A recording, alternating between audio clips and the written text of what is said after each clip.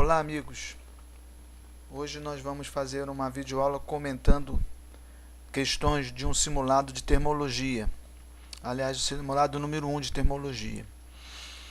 Bom, a primeira questão é uma questão que trata do tema dilatação linear. Bom, a dilatação na termologia, ela ocorre devido ao aquecimento do material. Nesse caso é um metal.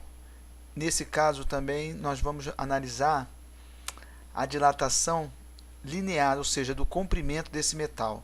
Então vamos lá na questão. Uma barra de metal de comprimento C0 a 0 graus Celsius sofreu um aumento de comprimento de 1 milésimo, 1 sobre 1000 de comprimento.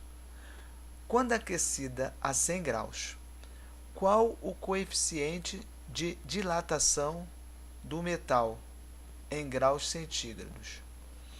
Bom, dilatação ela vai ocorrer devido à variação de temperatura, no caso um aumento de temperatura. O aumento de temperatura geralmente aumenta a dilatação do metal ou do elemento, mas ela também vai ter também uma outra variável importante, que é o tamanho. Quanto maior o tamanho, mais lento vai ser, mais calor, mais energia em trânsito, e a medida de temperatura também vai ter que ser maior. Além do tamanho, que é o comprimento inicial, vai ser importante também a variação de temperatura e o coeficiente de dilatação, que é a pergunta que está sendo formulada aí, o que ele quer saber. Então a fórmula para dilatação linear é ΔC, ou seja, o que é importante? O comprimento inicial, o coeficiente alfa, que é a pergunta, e a temperatura. O comprimento é importante e a variação de temperatura. E o coeficiente, cada material, cada metal tem o seu coeficiente característico. Uns são melhores transmissores de calor, outros são piores transmissores de calor. Então é uma mera substituição essa questão, é você entender o conceito de dilatação e simplesmente substituir essas variáveis aqui na fórmula, tá? O ΔC vai ser 1 milésimo, 1 sobre 1000. O CO é o CO mesmo, tá? O coeficiente alfa é o que está sendo perguntado, que nós vamos responder. A variação de temperatura vai ser 0 a 100, 100 menos 0 vai ser 100. Então ficou 1 sobre 1000 CO igual a CO vezes alfa, 100 menos 0, que vai ser igual a 0. Desculpe, vai ser 100 menos 0 é igual a 100. Então ficou assim.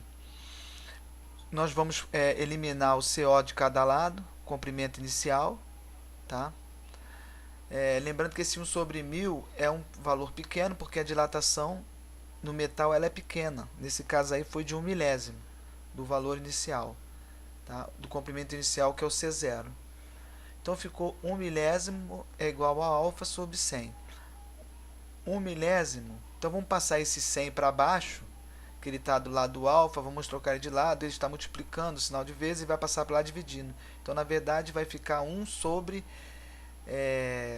10, vai ficar em 1 sobre 100 mil, porque vamos acrescentar esses dois zeros aqui. Então, vai ficar 1 sobre 100 mil. 1 sobre 100 mil, ele tem 5 zeros. Como é o inverso, é 1 sobre 10 elevado a 5, então, na verdade, vai ser 10 elevado a menos 5, que seria a letra D de dado. Ok? Então, fica 1 sobre 100 mil. 100 mil é a mesma coisa que 10 elevado a 5. Passando ele para cima, que é o inverso, é 10 elevado a menos 5. Então, fica 1, aqui tem 5 zeros, 1 vezes 10 elevado a 5. No caso, 1 vezes 10 elevado a menos 5, letra D de dado. Bom, vamos para a questão número 2. Os relógios comuns de pêndulos, normalmente. Bom, o relógio de pêndulo ele tem uma haste de metal, normalmente, e essa haste com o calor, aumento de temperatura, a tendência dela é se dilatar. Então, a princípio assim, a resposta certa, como a haste aumenta, a tendência dela é levar mais tempo para oscilar de um lado para o outro.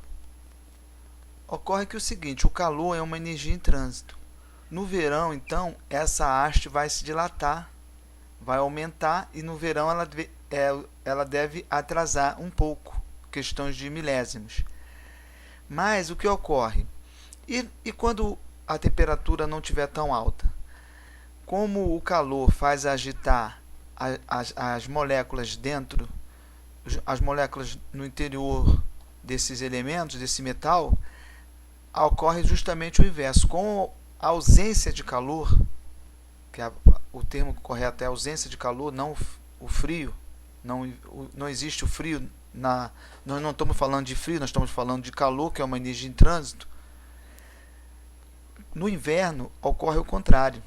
Essa haste vai se encolher, porque as moléculas vão estar menos agitadas, e ela, no inverno, vai, estando encolhido, vai fazer uma oscilação menor e vai adiantar. Então a resposta certa aí é, no verão, essa haste ela aumenta. Então no verão ela vai atrasar a hora, porque a haste vai estar longa, a oscilação vai ser menor. E no inverno vai acontecer o contrário, porque ela vai se encolher e vai acabar adiantando. Então a resposta certa aí é a letra E. Tanto a B como a C estão corretas.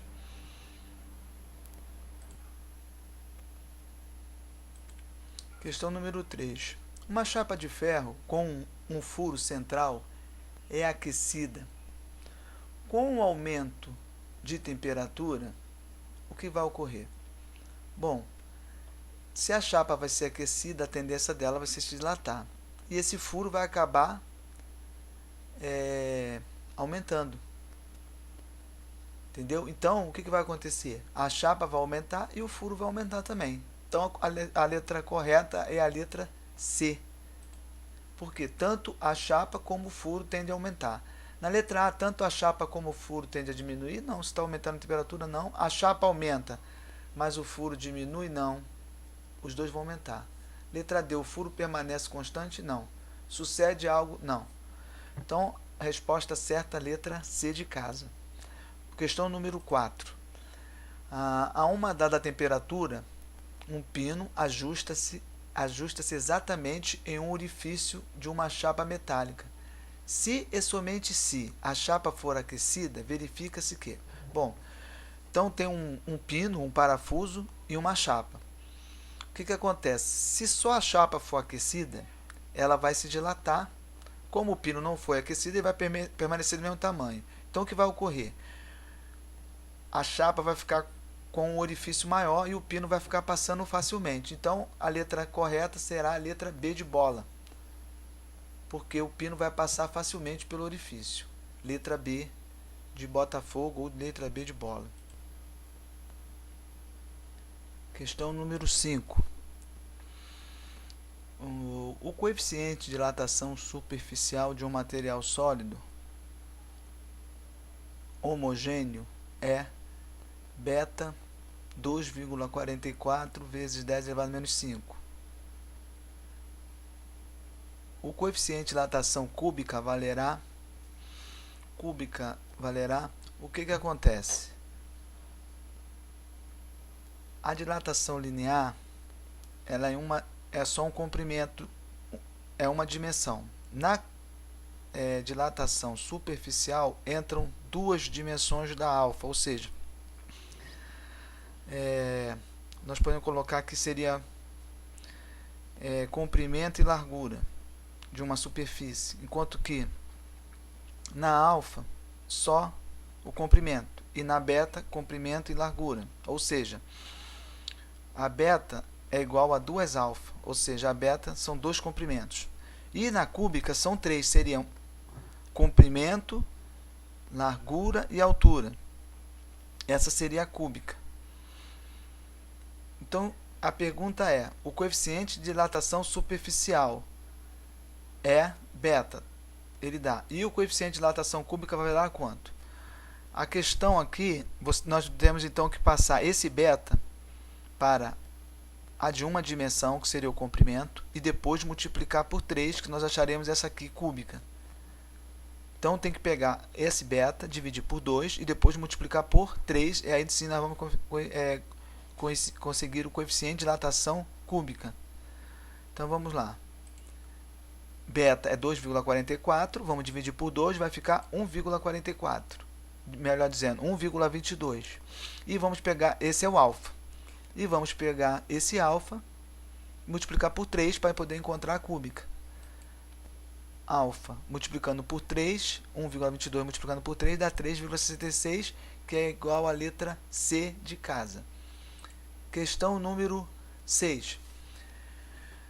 Na dilatação de um líquido que enche totalmente um frasco, o que ocorre? A dilatação de um líquido, ele precisa estar no recipiente. Esse recipiente também vai se dilatar, além do líquido. Esse frasco também vai ser dilatado. Ele vai aumentar a sua capacidade. Uma parte desse líquido vai derramar. Essa parte desse líquido, ela não vai ser a parte real da dilatação, porque uma parte vai permanecer dentro do recipiente. Assim, vão existir duas dilatações, uma que vai permanecer dentro do frasco e uma que vai sair do frasco, ser derramada. Então, a dilatação real do líquido vai ser uma parte que vai ficar dentro do frasco e uma parte que vai ficar fora do frasco, porque o frasco aumentando ele vai ter uma capacidade maior. Então, a dilatação real ela vai ter uma parte aparente e uma parte real. Uma parte vai ficar dentro do frasco e a outra parte vai ficar fora do frasco. Então vamos ver as opções. Letra A, a dilatação do frasco não influi. A dilatação real é igual à diferença entre a dilatação aparente e a do frasco. Não, tem que somar as duas. A aparente é a que caiu do lado de fora. Aparentemente só foi aquela dilatação, mas na verdade existe uma outra dentro, ou seja, tem que ser a soma e não a diferença. A dilatação aparente não depende do líquido. Depende do líquido, sim. E depende também do frasco, tá? A dilatação real é igual à soma algébrica entre a aparente, que é a que cai do frasco, e a do frasco, que é aquela, ou seja, é a soma dos dois. Então a letra certa é a letra D de dado. Ok? Letra D. A letra E está errada porque a dilatação real do líquido depende do frasco. Depende do frasco, sim. Só que a dilatação real é a soma algébrica da do frasco com a aparente. Então não é só essa, não depende só do frasco, depende da aparente também e também do líquido. Questão agora número 7. O coeficiente de dilatação aparente de um líquido é: o aparente é o que cai quando nós temos o aquecimento tanto do frasco como do líquido. Então, o que cai é o aparente. Ele não é todo o líquido que foi dilatado realmente. Ele caiu, um pedaço caiu e um pedaço ficou dentro do recipiente ou do frasco. Então tá, o coeficiente de dilatação aparente de um líquido é menor que o real? Sim, porque o real tem uma parte que fica dentro do frasco e uma parte fora do frasco. Ele é menor, então a letra A está correta. Menor que o coeficiente de dilatação do recipiente. O coeficiente de dilatação ele é muito pequeno, ele é mínimo. Então essa opção está equivocada. Letra C. O coeficiente de dilatação aparente ele é maior que o real? Não, ele é menor que o real. É igual ao real? Letra D. Não. Ele não tem relação com o real? Ele tem relação com o real, sim. O aparente é uma parte do coeficiente de dilatação real. Então, a opção correta, letra A. Letra A. Questão agora número 8. Um frasco completamente cheio de água é aquecido e transborda um pouco deste líquido. O volume transbordado mede a dilatação absoluta da água? Não.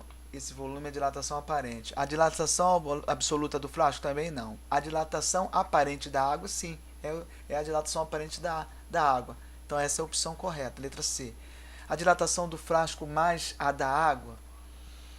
Porque a da água tem dois. Não, porque a da água tem dois. Um que fica dentro do frasco e um que sai fora do frasco. A dilatação relativa do líquido? Não. Então a opção correta, letra C de casa. Letra C. Questão número 9. Quando a água é aquecida de 0 a 100 graus, a água tem uma característica anômala, ou seja, geralmente quando os elementos eles se aquecem, eles se dilatam. A água de 0 até 3 graus, ela, ao invés de se dilatar, quando ela é aquecida, ela se contrai. Aí, a partir de 3, 4 graus, ela